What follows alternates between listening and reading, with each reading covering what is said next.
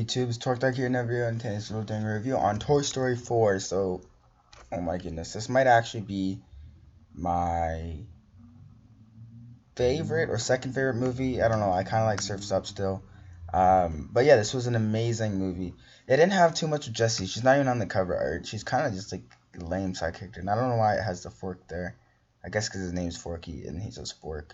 But in the movie there was a spoon though, a metal spoon like that. Even Duke Kaboom had a bigger part than Jessie in the movie. I liked how every single character, like, there was certain points where I didn't like, except for Woody. I liked Woody and I guess Buzz, and these two for throughout the whole movie. And Duke, I don't really care. They were really funny. They were basically a comedy. Buzz was kind of like there for comedy too. He was in the other movies as well. At least I don't think maybe in I guess he was kind of in the first one too. But yeah, he was kind of there. But then once these guys came in, they took over for the comedy role.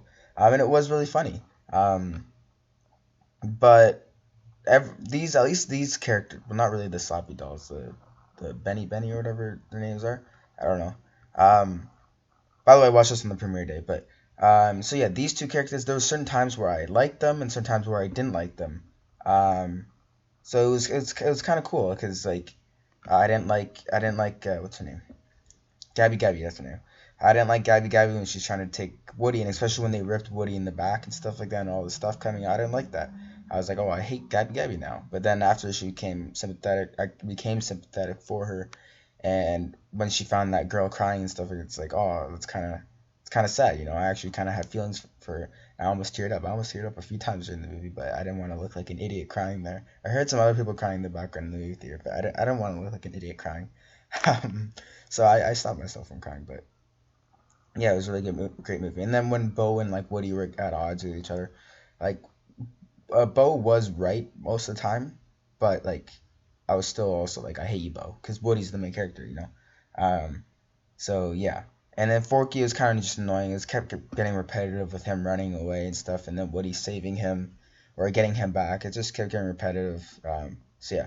By the way, if you're gonna watch the movie, stick to the end, very end, because there's also like these like other parts, and there's like a knife that comes up, and like a girl knife, and Forky like basically falls in love with the knife or something like that. But yeah, so basically the plot of the movie is there's a road trip. Woody hasn't been played. Excuse me, English, please. Woody has not been played much by Bonnie. Instead, Jessie's kind of like the main toy, and she'd always take Woody's sheriff thing off of him and then put it on Jessie. And then Woody kind of feels bad, and then on her first day of daycare, I think it is, he goes with her, and then he gets all these pieces for Bonnie because she's alone and really sad, and then she creates this toy, which is Forky. And I didn't really like how the explanation's like, Forky's like, why am I alive? And it's like, because you have Bonnie's name on there, on your foot. It's like, but other toys, they don't have Bonnie's name on there.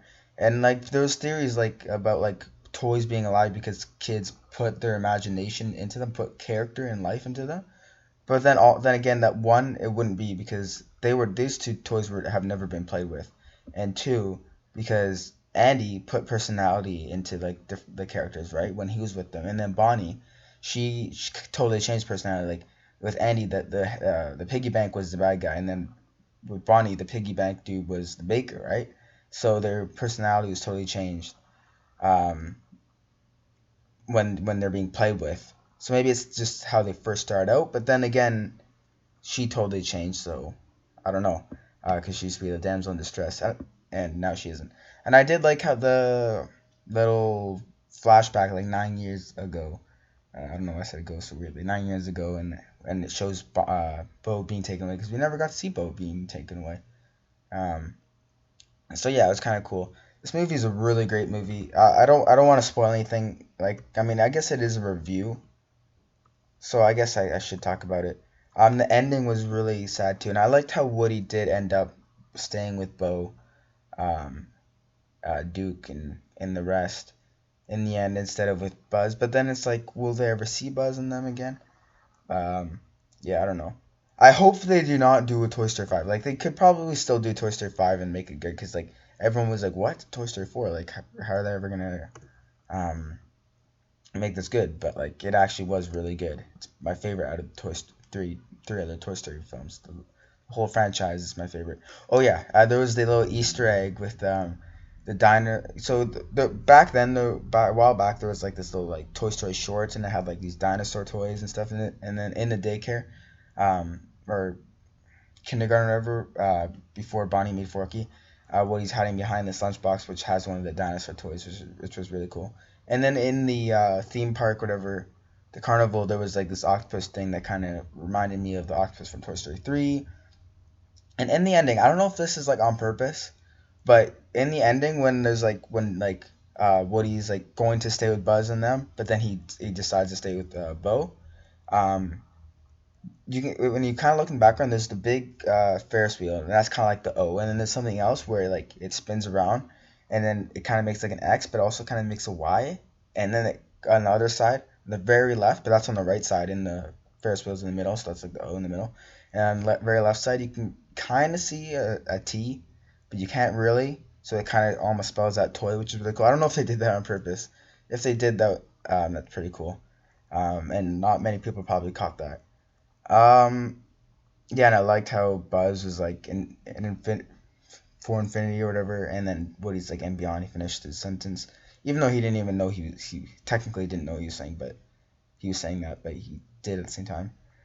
Buzz is like your inner voice, and he was pressing his buttons and stuff, because to find his inner voice, and yeah, that was cool.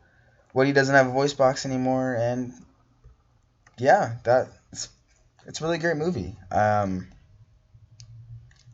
But like technically, Bo's way is the best way, because one, they're free, and two, they're not like they're just gonna go through the same thing they did with Andy, where Bonnie's gonna grow up and then forget about them, because it seemed like when there's the knife, the girl knife, it seemed like Forky wasn't really being played with anymore, because he wasn't brought to grade one, right? It was Jesse.